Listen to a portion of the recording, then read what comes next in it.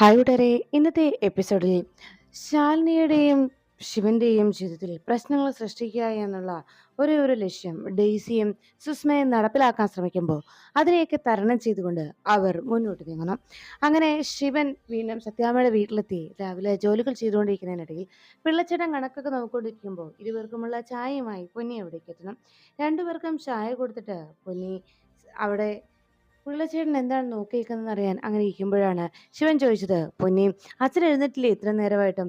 അച്ഛൻ സാധാരണ ഈ സമയത്തൂടെ വന്ന് ഇരിക്കാറുള്ളതാണല്ലോ എന്ന് ചോദിച്ചപ്പോഴേക്കും രാഘവൻ സാറ് എഴുന്നേറ്റിട്ടുണ്ട് എന്ന് അറിയിച്ചു. അപ്പോഴാണ് അവിടെ ഇരുന്ന് പിള്ളച്ചേട്ടൻ പറഞ്ഞത്, ഇന്നലെ വൈകിട്ട് ഡയറിയൊക്കെ എടുത്ത് നോക്കുന്നത് കണ്ടായിരുന്നു, എന്തോ കാര്യമായ പ്രശ്നം ഉണ്ടെന്ന് തോന്നുന്നു എന്ന് പറഞ്ഞപ്പോഴേക്കും അത് കേട്ട പൊന്നി പറഞ്ഞു, അങ്ങനെയാണെങ്കിൽ രണ്ടുപേരും സൂക്ഷിച്ചു, ആർക്കും ഒരാൾക്ക് പണി വരാൻ പോകുന്നുണ്ട് എന്ന് പറഞ്ഞ് പൊന്നി അങ്ങനെ നിൽക്കുമ്പോഴാണ് അവിടേക്ക് രാഘവൻ നായർ എത്തിയത്.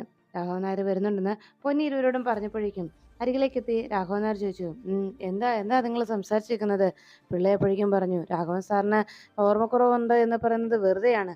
ആരെങ്കിലും കണക്ക് കൊടുക്കാനുണ്ടെങ്കിൽ അത് അങ്ങോട്ടാണ് പണം കിട്ടാനുള്ളതെങ്കിൽ നല്ല ഓർമ്മശക്തിയാ എന്ന് പറഞ്ഞ് പിള്ള ചിരിച്ചുകൊണ്ട് അങ്ങനെ നിൽക്കുമ്പോഴേക്കും അവിടേക്ക് രാഘവൻ നായർ എത്തി. എന്താ പിള്ളേ, എന്താ നിങ്ങൾ തമ്മിലൊരു സംസാരം എന്ന് ചോദിച്ചു. അപ്പോൾ ഇത് കേട്ട് പിള്ള പറഞ്ഞു, ഞാൻ ഈ പൊന്നിക്ക് ഈ കണക്കൊക്കെ ഒന്ന് പറഞ്ഞു കൊടുക്കുമായിരുന്നു എന്ന് പറഞ്ഞപ്പോൾ അത് കേട്ട് നിന്ന രാഘവൻ നായർ പൊന്നിയോട് ചോദിച്ചു, പൊന്നി, നീ ഇവർക്ക് ചായ കൊടുക്കാൻ വന്നതല്ലേ, ചായ കൊടുത്തോ എന്ന് ചോദിച്ചതും കൊടുത്തു സർ എന്ന് പൊന്നി മറുപടി നൽകിയതോടെ എന്നാ ശരി, വേഗം പോയി ആ പ്ലേറ്റ് അവിടെ വെച്ചിട്ട് നീ വേഗം ചെന്ന് ആ ഓസ് എടുത്ത് ചെടികളൊക്കെ നനച്ചേ എന്ന് പറഞ്ഞു. ശരിയെന്ന് പറഞ്ഞ് പൊന്നി വേഗം താൻ കൊണ്ടുവന്ന ആ ട്രേ താഴെ വെച്ചിട്ട് പെട്ടെന്ന് ചെടികൾ നനയ്ക്കാനായിട്ട് താഴേക്ക് ഇറങ്ങി. അപ്പോഴാണ് അവിടെ നിന്ന് ശിവനോട് രാഘവൻ നായർ ചോദിച്ചത്, വിഷ്ണു, നിന്റെ കൂട്ടുകാരൻ കമലിനില്ലേ, അവനോട് ഞാൻ വരാൻ പറഞ്ഞിട്ടുണ്ട്, അവനിങ്ങ് വരുവാണെങ്കിലേ അവനോട് ഇവിടെ നിൽക്കാൻ പറയണം, ഞാൻ പോയി എൻ്റെ ഡയറി ഒന്ന് എടുത്തിട്ട് വരട്ടെ എന്ന് ചോദിച്ചപ്പോൾ ശിവൻ ചോദിച്ചു, അച്ഛാ, നമുക്ക് എവിടെയെങ്കിലും ഓട്ടം പോകാനാണെങ്കിൽ നമ്മുടെ വണ്ടിക്ക് പോകാലോ, അതിനെന്തിനാ അവനെ വെറുതെ ബുദ്ധിമുട്ടിക്കുന്നത് എന്ന് ചോദിച്ചത്. അതെ, ഒരു ഓട്ടം പോകാനാണ്, അതിനുവേണ്ടി തന്നെയാ എന്ന് രാഘവന് മറുപടി നൽകി. അങ്ങനെ പറഞ്ഞുകൊണ്ട് രാഘവൻ അകത്തേക്ക് പോയതും പിള്ളച്ചേട്ടനും ശിവനും ആകെ സംശയമായി. അല്ല, ഇതെന്തോ ഒരു കോളാണല്ലോ ഒത്തുവരുന്നത്, എന്തായിരിക്കും അതെന്നുള്ള രീതിയിൽ രണ്ടുപേരും സംശയപ്പെട്ട് അങ്ങ് നിൽക്കുമ്പോൾ പിള്ളച്ചേട്ടൻ പറഞ്ഞു, അറിയത്തില്ല എൻ്റെ ശിവ, എന്താ ഇനി വരുന്നതെന്ന്. എന്തായാലും കമലിനല്ലേ, അവനിക്ക് വരുമ്പോൾ അറിയാം എന്ന് പറഞ്ഞപ്പോഴേക്കും കമൽ അവിടേക്ക് എത്തിക്കഴിഞ്ഞു. ഇത് കണ്ടതോടെ പിള്ളച്ചേട്ടൻ പറഞ്ഞു, നിനക്ക് 100 ആയുസ്സാ എൻ്റെ കമല, നിന്നെക്കുറിച്ച് ഇപ്പൊ പറഞ്ഞതേ ഉള്ളൂ എന്ന് പറഞ്ഞ് സംസാരിച്ച് അങ്ങനെ നിൽക്കുമ്പോഴേക്കും പിള്ളച്ചേട്ടൻ അരികിലേക്ക് ഓടിയെത്തി കമലം പറഞ്ഞു, അതെ, ഈ കമലിനുണ്ടല്ലോ അങ്ങനെയാണ്, ഇന്നലെ വൈകിട്ട് ഒരു ഓട്ടോ ഉണ്ടായിരുന്നു, ഒരു ആശുപത്രി ഓട്ടോയെ കഴിഞ്ഞു വന്നപ്പോൾ ഒത്തിരി വൈകി.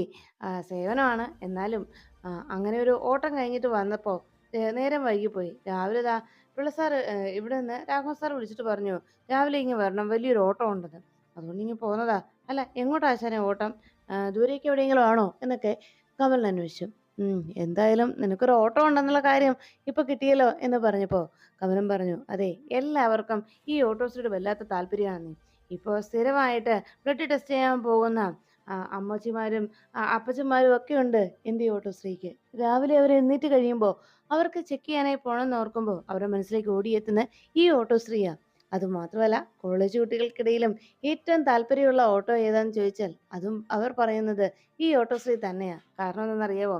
കസ്റ്റമേഴ്സിന്റെ മനസ്സറിഞ്ഞ് അവരുടെ താല്പര്യത്തിനനുസരിച്ച് ഓടുന്ന ഒരേ ഒരു ഓട്ടോയാണ് ഈ ഓട്ടോശ്രീ. അതുകൊണ്ട് ആരുടെയും മനസ്സിലേക്ക് ഓടിയെത്തും എൻ്റെ ഈ ഓട്ടോശ്രീ എന്ന് പറഞ്ഞു.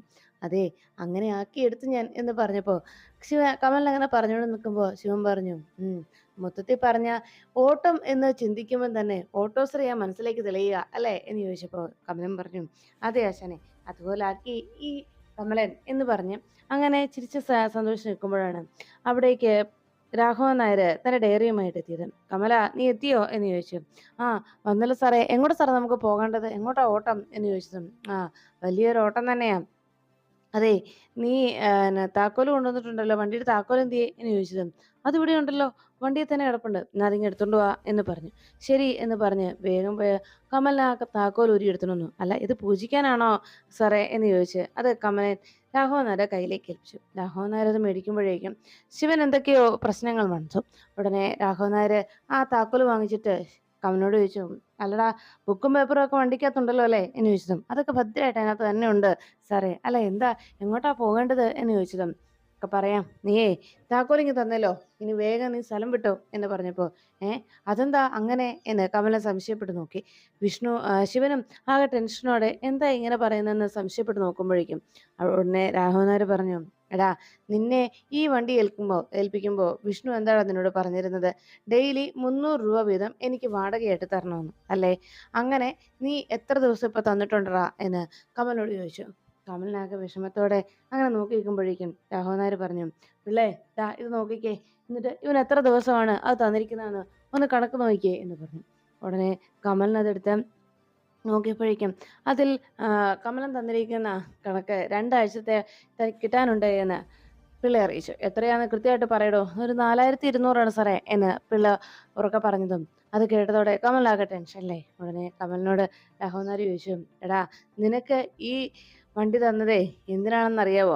എൻ്റെ മരുന്നും മറ്റു കാര്യങ്ങൾക്കും ഒക്കെ ആയിട്ട് പണം കണ്ടെത്താൻ വേണ്ടിയാണ് നിന്നെ ഈ വണ്ടി എൻ്റെ വിഷ്ണു ഏൽപ്പിച്ചത്. എന്നിട്ട് നീ എന്താ ഈ ചെയ്യുന്നത്? ഇപ്പോൾ എനിക്ക് തരാനുള്ള പണം നീ മുടക്കുകയും ചെയ്തു.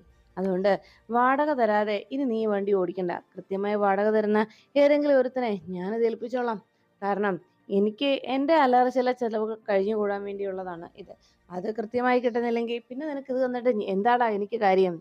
എന്തായാലും ബന്ധവും സ്നേഹവും അത് ബന്ധവും സ്നേഹവും പണവും അത് രണ്ടും 2 രീതിയിൽ കാണുക. ബന്ധവും പണവുമാണ് പ്രധാനമായും നമ്മൾ 2ആയിട്ട് കാണേണ്ടത്. അതുകൊണ്ട് പണം കൊടുക്കേണ്ടിടത്ത് പണം കൊടുത്തില്ല എങ്കിൽ ബന്ധത്തിന് വിള്ളൽ വീഴും. മനസ്സിലായല്ലോ എന്ന് പറഞ്ഞ് രാഘവൻ നായർ ഗൗരവത്തോടെ നിൽക്കുമ്പോൾ ഇത് കേട്ട് നിന്ന ശിവൻ പെട്ടെന്ന് രാഘവൻ നായരോട് പറഞ്ഞു, "അതെ അച്ഛാ, എടാ കമല, നീ എൻ്റെ കഴിഞ്ഞ ദിവസം ഒരു 4200 രൂപ തന്നിരുന്നില്ലേ? അത് അച്ഛന് കൊടുക്കാനാണെന്ന് പറഞ്ഞ്." "ഓ, ഞാൻ ആ കാര്യം അങ്ങ് മറന്നുപോയി" എന്ന് ശിവൻ പെട്ടെന്ന് പറഞ്ഞു. ഇത് കേട്ടതോടെ എന്താണെന്നുള്ള സംശയത്തിൽ കമൽ ഇങ്ങനെ നോക്കി. ഞാനോ?" എന്ന് ചോദിച്ചതും, "ആ അതെ, അന്ന് ആ ഹോസ്പിറ്റൽ മുക്ക് വെച്ച് നീ എൻ്റെ ഈ പണം തന്നില്ലേ? സത്യത്തിൽ എൻ്റെ ഭാഗത്താ തെറ്റ് പറ്റിയത്. അത് എൻ്റെ പോക്കറ്റിൽ അതേപടി കിടപ്പുണ്ട്" എന്ന് പറഞ്ഞ് വേഗം ശിവൻ ഒരു 4200 രൂപ പോക്കറ്റിൽ നിന്നെടുത്തു. എന്നിട്ട് രാഘവൻ നായരോട് പറഞ്ഞു, "അച്ഛാ, ഇത് കമലിൻ്റെ കുഴപ്പമല്ല അച്ഛാ, എൻ്റെ പ്രശ്നമാ. എൻ്റെ കയ്യിൽ കമലൻ നേരത്തെ പണം തന്നതായിരുന്നു. പക്ഷേ അത് അച്ഛനെ ഏൽപ്പിക്കാനാണ് ഞാൻ വിട്ടുപോയത്. ഇതാണ് അവൻ തരാനുള്ള വാടക പൈസ" എന്ന് പറഞ്ഞ് അത് ശിവൻ രാഘവൻ നായരുടെ കയ്യിലേക്ക് കൊടുത്തു. രാഘവൻ നായർ അത് മേടിച്ചു കഴിഞ്ഞു ഉടനെ കമലൻ പറഞ്ഞു, ഞാൻ അതാ ഓർത്തത്. ഞാൻ കൊടുത്തല്ലോ കൊടുത്തല്ലോ എന്ന് ഞാൻ ചിന്തിച്ചത്. രാഘവൻ സാറിന്റെ കൊടുക്കാനുള്ള പണം ഞാൻ കൊടുത്താണല്ലോ. എന്നിട്ടും എന്താ ഇവിടെ സംഭവിച്ചതെന്നും സാർ എന്താ ഇങ്ങനെയൊക്കെ സംസാരിക്കുന്നതെന്നുമാണ് ഞാൻ ചിന്തിച്ചത്. എന്തായാലും ഒരു കാര്യം തീരുമാനിച്ചു. ഇനി സാറിന് തരാനുള്ള പണം സാറിന് നേരിട്ടേ ഞാനങ്ങ് തരുള്ളൂ. അല്ലാതെ ഇനി ഒരു കാരണവശാലും ആശാനെ ഏൽപ്പിക്കില്ല. ഇവിടെ വന്ന് സാറിന്റെ കയ്യിലേക്ക് നേരിട്ട് ആ പണം അങ്ങ് തരും. അപ്പൊ പിന്നെ പ്രശ്നം തീരുമല്ലോ എന്ന് പറഞ്ഞ് കമലൻ രാഘവൻ നായരോട്, "ഇനി എനിക്ക് ആ താക്കോല് തിരിച്ചു തരാമല്ലോ. ഇപ്പം നമുക്കിടയിലുള്ള പ്രശ്നം തീർന്നല്ലോ" എന്ന് രാഘവൻ നായരോട് കമലൻ ചോദിച്ചു. കഴിഞ്ഞു. ഇതാ താക്കോല്. ഇനി ഇതുപോലെ വീഴ്ച പറ്റിയ നിന്റെ കയ്യിൽ നിന്ന് താക്കോൽ മേടിച്ച് പിന്നെ നിനക്കൊരു കാരണവശാലും തരില്ല. മനസ്സിലായോ എന്ന് ചോദിച്ചതും, "ശരി, ശരി രാഘവൻ സാറേ" എന്ന് പറഞ്ഞ് കമലൻ തൊഴുതു നിന്നതും ഉടനെ രാഘവൻ നായർ പുള്ളിയോട് പറഞ്ഞു, "ഡോ, എൻ്റെ ഡയറി ഇങ്ങ് തന്നെടോ" എന്ന് പറഞ്ഞതും ഡയറി മേടിച്ച് രാഘവൻ നായർ ഗൗരവത്തോടെ അകത്തേക്ക് കയറിപ്പോയി. ഈ സമയത്ത് രാഘവൻ നായർ പോയെന്ന് ഉറപ്പായതോടെ ശിവനെ കെട്ടിപ്പിടിച്ച് കരയാണ് കമലൻ. "ആശാനെ" എന്ന് വിളിച്ച് സങ്കടപ്പെടുമ്പോൾ ശിവൻ ചോദിച്ചു, "എടാ, നീ എന്നെ ആശാനെ എന്ന് വിളിക്കുന്നത് അത്ര ആത്മാർത്ഥതയോടെ തന്നെയല്ലേടാ? നീ ആ വിളിക്കുമ്പോൾ ഞാൻ മറുവിളി കേൾക്കുന്നതും അതുപോലെ തന്നെയാണ്. എടാ, നല്ലൊരു സൗഹൃദം എന്ന് പറയുന്നത് സൗഹൃദത്തിൽ ഇത്തരം ചില കാര്യങ്ങൾ കൂടിയുണ്ട്. വെറുതെ സ്നേഹവും കളിച്ചിരി തമാശയും മാത്രമല്ല, ഇങ്ങനെ പരസ്പര സഹായം കൂടി ഉണ്ടാകുമ്പോഴാണ് ആ സൗഹൃദത്തിന് വിലയുണ്ടാവുന്നത്. നീ നിന്റെ വിഷ്ണു ആശാനോട് ഇങ്ങനെ ഒരു സാഹചര്യത്തിൽ പണം കൊടുക്കാൻ പറ്റാത്തൊരവസ്ഥയിൽ നീ നിന്റെ വിഷ്ണു ആശാനോട് ചോദിക്കുമായിരുന്നല്ലോ. എന്നിട്ടെന്താടാ നീ എന്നോട് ഇക്കാര്യം ചോദിക്കാതിരുന്നത്? നീ ആശാനെന്ന് വിളിക്കുമ്പോൾ ആത്മാർത്ഥമായി തന്നെയാ ഞാൻ വിളി കേൾക്കുന്നത്" എന്ന് ശിവൻ പറയുമ്പോൾ ഇത് കേട്ട കമലൻ പറഞ്ഞു, "ആശാനെ, അങ്ങനെയല്ല, എന്നോട് ക്ഷമിക്ക്. ആശാൻ ആശാനോട് അല്ലാതെ ഞാൻ മറ്റാരോടാ ഇതൊക്കെ പറയുക? പിന്നെ വാടക പൈസ ഞാൻ കൃത്യമായിട്ട് മാറ്റി വെച്ച് തരുന്നതുമാണ്. എന്നാൽ ഇന്നലെ ഹോസ്പിറ്റലിൽ പോയപ്പോൾ അമ്മയ്ക്ക് അവിടെ ചിലവാക്കാനായിട്ട് കുറച്ച് ബില്ലടയ്ക്കാൻ കുറച്ച് കൂടുതൽ പണം വേണ്ടിയിരുന്നു. അപ്പോൾ ആ സമയത്ത് ഇതെടുത്ത് ഞാൻ മറിച്ചു. അതാ പറ്റിയത്" എന്ന് കമലൻ വിഷമത്തോടെ രാഘവൻ നായർക്ക് കൊടുക്കേണ്ട പണം താൻ മറിച്ചുപോയെന്നുള്ള വിവരം ശിവനെ അറിയിച്ചു. "അതൊന്നും സാരമില്ലടാ. ഇനി ഇതുപോലെ എന്തെങ്കിലും പ്രശ്നം ഉണ്ടാകുമ്പോ നീ എന്നെ ഒഴിവാക്കുന്ന കാര്യം മാത്രം നീ ചിന്തിക്കരുത്. അത്രമാത്രമേ എനിക്ക് പറയാനുള്ളൂ" എന്ന് പറഞ്ഞ് ശിവൻ കമലിനോട് അറിയിച്ചതും ഇത് കേട്ട് നിന്ന പിള്ളച്ചേട്ടൻ പറഞ്ഞു, "എടാ കമല, ഈ നിൽക്കുന്നതേ വിഷ്ണുക്കുഞ്ഞ് പോയി കഴിഞ്ഞപ്പോ ഇവിടെ ശിവൻ വന്നപ്പോഴാണ് ഞങ്ങൾക്കൊരു ആശ്വാസമായത്. എടാ, ഈ നിൽക്കുന്നത് ശിവനല്ല, ഇത് വിഷ്ണുക്കുഞ്ഞ് തന്നെയാ, ഞങ്ങളുടെ വിഷ്ണുക്കുഞ്ഞ്" എന്ന് പറഞ്ഞ് പിള്ളച്ചേട്ടനും പൊന്നിയും അത് ശരിവെച്ച് അങ്ങനെ നിൽക്കുമ്പോൾ കമലൻ ശിവനെ കെട്ടിപ്പിടിച്ച് സന്തോഷിച്ചു. അപ്പോഴേക്കും രാഘവൻ നായർ അവിടുന്ന് വിളിച്ചു പറഞ്ഞു, "എടാ വിഷ്ണു, നമുക്കൊരിടം വരെ പോകാനുണ്ട്, നീ റെഡി ആയിക്കോ" എന്ന് പറഞ്ഞു. "ശരി അച്ഛാ" എന്ന് പറഞ്ഞ് ശിവൻ സന്തോഷത്തോടെ രാഘവൻ നായരുടെ വരവും കാത്തിരുന്നു. അപ്പോഴാണ് ശാരദാമ്മയുടെ ഈ മിസ്സിങ്ങിനെ കുറിച്ച് ശാലിനി ആകെ ടെൻഷൻ അടിച്ച് അങ്ങനെ ഇരിക്കുമ്പോൾ ഇതിന്റെ യഥാർത്ഥ സത്യാവസ്ഥ എന്താണെന്നറിയാതെ ആകെ വിഷമത്തോടെ ഇരിക്കുമ്പോഴാണ് ചന്ദ്രയുടെ അരികിലേക്ക് പ്രകാശ് എത്തിയത്. അങ്ങനെ തൻ്റെ മധുരയിലെ ആ ഒരു ജോലി റെഡിയായിട്ടുണ്ടെന്നും ഉടനെ തന്നെ തനിക്ക് അവിടെ പോയി ജോയിൻ ചെയ്യണമെന്നും പ്രകാശ് വന്നറിയിച്ചു. അത് കേട്ടതോടെ ചന്ദ്രയാകെ വിഷമത്തിലായി. അടുത്തതെല്ലാം കേട്ടു നിന്ന റാണി വേഗം തന്നെ ഒരു വീഡിയോ ലൈവ് കൊടുക്കാനായി തീരുമാനിച്ചു. അങ്ങനെ നമ്മുടെ പ്രിയപ്പെട്ട രമണൻ തിരിച്ചെത്തിയിരിക്കുകയാണ് സുഹൃത്തുക്കളെ. രമണൻ യാത്ര പോകുന്ന വിവരമറിഞ്ഞ് ആകെ വേദനയോടെ നിൽക്കുന്ന നമ്മുടെ ചന്ദ്രികയെ കണ്ടല്ലോ എന്നെല്ലാം പറഞ്ഞ് റീൽസ് ഇടാൻ തുടങ്ങിയപ്പോഴേക്കും അടുത്ത് വന്ന വിഷമത്തോടെ ചന്ദ്ര പറഞ്ഞു, "അല്ല, ഇപ്പൊ പോയി കഴിഞ്ഞാൽ ഇനി എന്നത്തേക്കാ പ്രകാശ് വരുന്നത്" എന്ന് ചോദിച്ചപ്പോൾ, "ഞാൻ പോയിട്ട് വേഗം തന്നെ മടങ്ങിയെത്താം. അവിടെ ചെന്ന് ജോലി ജോയിൻ ചെയ്യുക. പിന്നെ ഒരു നല്ലൊരു വാടക വീട് സംഘടിപ്പിച്ച് തന്നെയും കൂട്ടി തിരിച്ചങ്ങ് പോവുക. അത്രേ ഉള്ളൂ" എന്ന് പറഞ്ഞപ്പോൾ പ്രകാശിനോട് ചന്ദ്ര പറഞ്ഞു, എന്നാ നീ ഇങ്ങോട്ട് കയറി ഇങ്ങോട്ട് വന്നേ പ്രകാശ്" എന്ന് പറഞ്ഞ് വേഗം സിറ്റൗട്ടിലേക്ക് കയറ്റിയിരുത്തി. പിന്നാലെ ചെന്ന റാണി പറഞ്ഞു, "അതെ, രണ്ടുപേരും കൂടി എനിക്കൊരു റീൽസ് തന്നേ. എന്നിട്ട് വേണം എനിക്ക് എൻ്റെ പ്രേക്ഷകരെയൊക്കെ ഒന്ന് ശരിക്കും ഒരു ടെൻഷനിലാക്കാൻ" എന്ന് പറഞ്ഞപ്പോൾ അത് കേട്ട ചന്ദ്ര ദേഷ്യപ്പെട്ടു. "ഒന്ന് പൊടി പെണ്ണേ, ഞങ്ങളാകെ വിഷമിച്ചിരിക്കുമ്പോഴാ" എന്ന് പറഞ്ഞ് ചന്ദ്ര പ്രകാശിനോട് ചോദിച്ചു. പ്രകാശ് പോയിട്ട് ഉടനെ തന്നെ മടങ്ങി എത്തുമല്ലോ അല്ലേ? ഞാനിവിടെ എങ്ങനെയാ ജീവിക്കാനും? പിന്നെ പ്രകാശിൻ്റെ കൂടെ ഇവിടുന്ന് പോന്നു കഴിഞ്ഞാൽ ഏട്ടന് പിന്നെ ആരുമില്ലല്ലോ, ഏട്ടൻ നനച്ചാവില്ലേ എന്ന് ചോദിച്ചു. അത് കേട്ടപ്പോഴേക്കും ഉടനെ ചന്ദ്രയോട് ആ സങ്കടം കേട്ട് അടുത്ത് നിന്ന റാണി പറഞ്ഞു, "അതെ, ചേട്ടൻ്റെ കാര്യം എടുത്ത് നീ ഇങ്ങനെ വിഷമിച്ച് നിന്നാലേ ജീവിതകാലം മുഴുവൻ നീ ഇങ്ങനെ നിൽക്കേണ്ടി വരും. ചേട്ടന് കൂട്ടായിട്ട് ഇവിടെ ഞങ്ങളെല്ലാവരും ഉണ്ടല്ലോ, നീ അതൊന്നും ഓർത്ത് വിഷമിക്കേണ്ട" എന്ന് പറഞ്ഞു. അങ്ങനെ സംസാരിച്ചുകൊണ്ടിരിക്കുമ്പോഴാണ് പെട്ടെന്ന് ഒരു ഓട്ടോ അവിടെ വന്ന് നിന്നത്. ആ ഓട്ടോയിൽ നിന്ന് ഡെയ്സി ഇറങ്ങുന്നത് കണ്ടതോടെ ആകെ ഞെട്ടലോടെ നോക്കി നിൽക്കുകയാണ് റാണിയോടൊപ്പം അടുത്ത് നിന്ന് ചന്ദ്ര. അരികിലേക്ക് വന്ന ഡെയ്സി ചോദിച്ചു, "ശിവനെവിടെ? എനിക്ക് ശിവനെ കാണണം." അത് കേട്ടതും ശിവന് ഏട്ടനിവിടെ ഇല്ല, ഏട്ടൻ പുറത്തു പോയിരിക്കുകയാണ്" എന്ന് പറഞ്ഞപ്പോൾ, "ആണെങ്കിൽ തിരിച്ചു വരട്ടെ, എനിക്ക് അവനോട് ചില കാര്യങ്ങൾ പറയാനുണ്ട്. എൻ്റെ കഴുത്തിൽ താലി കെട്ടിയിട്ട് അവൻ വേറൊരു പെൺകുട്ടിയെ വിവാഹം കഴിച്ച് രജിസ്റ്റർ ഓഫീസിൽ വെച്ച് താലി ചാർത്തി ഇവിടെ കൊണ്ടുവന്ന് സുഖമായി ജീവിക്കാൻ ഞാൻ അവനെ അങ്ങനെ അനുവദിക്കില്ലല്ലോ" എന്ന് പറഞ്ഞപ്പോൾ അത് കേട്ടതോടെ ചന്ദ്ര ഞെട്ടി. ചേട്ടൻ വേറെ വിവാഹം കഴിച്ചെന്നോ? ഡെയ്സി എന്തൊക്കെയാ പറയുന്നത്" എന്ന് ചോദിച്ചപ്പോഴേക്കും ഉടനെ ഡെയ്സി ചോദിച്ചു, "അത് ശരി, അപ്പോൾ ഈ നാട്ടിൽ ഇനി അറിയാൻ നീ മാത്രമേ ബാക്കിയുള്ളൂ. അപ്പോൾ നിന്റെ ചേട്ടൻ രജിസ്റ്റർ ഓഫീസിൽ വെച്ച് വേറൊരു വിവാഹം നടത്തിയ കാര്യമൊന്നും നീ അറിഞ്ഞില്ല അല്ലേ? ദാ ഇത് കണ്ടോ, ഇത് നോക്ക്" എന്ന് പറഞ്ഞ് കയ്യിലിരുന്ന വീഡിയോ എടുത്ത് കാണിച്ചു കൊടുത്തു. വീഡിയോ കണ്ടതോടെ പെട്ടെന്ന് ചന്ദ്രയും പ്രകാശും ആകെ ഞെട്ടലോടെ നോക്കി. "ഓ, ഇത് കണ്ടിട്ടാണോ ഇത് ഞങ്ങളുടെ വിവാഹത്തിൻ്റെയാ" എന്ന് പറഞ്ഞപ്പോൾ, "വെറുതെ നീ ചേട്ടനെ രക്ഷിക്കാനായിട്ട് കള്ളം പറയാൻ നോക്കണ്ട ചന്ദ്രേ" എന്ന് പറഞ്ഞു. അത് കേട്ട് നിന്ന പ്രകാശ് പറഞ്ഞു, "അയ്യോ, ഈ വീഡിയോ ഞങ്ങളുടെ വിവാഹത്തിൻ്റെ വീഡിയോ ആണ്. ദേ, വിശ്വാസമാവുന്നില്ലെങ്കിൽ അതിൻ്റെ ഒറിജിനൽ വീഡിയോ ഞാൻ കാണിച്ചു തരാം. അത് മറ്റാരോ എടുത്ത് എല്ലാവരും തെറ്റിദ്ധരിപ്പിക്കാനായിട്ട് എടുത്തിട്ടതാ. അന്ന് ഞങ്ങളുടെ വിവാഹത്തിൽ പങ്കെടുക്കാനായിട്ട് എത്തിയതാണ് ശിവേട്ടനും കളക്ടർ മേഡം ഒക്കെ. ഇതെന്തായാലും വല്ലാത്ത ചതിയായിപ്പോയി" എന്ന് പറഞ്ഞ് വേഗം തൻ്റെ കയ്യിലിരിക്കുന്ന ആ വീഡിയോ എടുത്ത് ഉടനെ പ്രകാശ് ഡെയ്സിയെ കാണിച്ചു. അന്ന് കമലിന് എന്തായാലും ഈ വീഡിയോ എടുത്തു തന്നത് നന്നായി എന്ന് പറഞ്ഞ് ഒറിജിനൽ വീഡിയോ പ്രകാശ് ഡെയ്സിയെ കാണിച്ചതോടെ ഡെയ്സിക്ക് കാര്യങ്ങൾ ബോധ്യമായി. അന്ന് നടന്നത് പ്രകാശിൻ്റെയും ചന്ദ്രയുടെയും വിവാഹമായിരുന്നു എന്നുള്ള കാര്യം ആ വീഡിയോയിൽ നിന്ന് വ്യക്തമായി. "ഓ, അപ്പോൾ അത് ശരി.